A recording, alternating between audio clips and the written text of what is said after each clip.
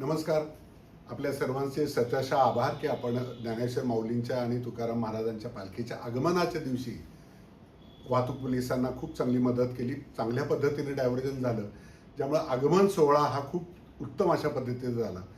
आता 11 तारीख ज्यावेळेला पालखीचं प्रस्थान पुण्यामधून होणार आहे, याच्यासाठी वाहतुकीमध्ये काय बदल असतील याची माहिती मी थोडक्यात देतो.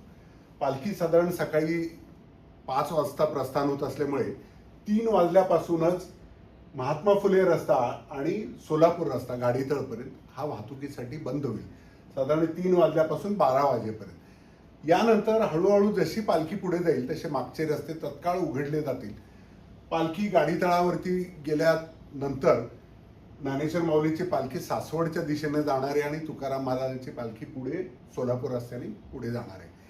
तर गाडीतळापासून पुढे जाणारे रस्ते हे साधारण सकाळी 7 वाजल्यापासून ते रात्री 10 वाजेपर्यंत सासवड रोड पूर्ण वाहतुकीला बंद असेल आणि सोलापूर रस्ता सुद्धा रात्री 10 वाजेपर्यंत बंद असेल.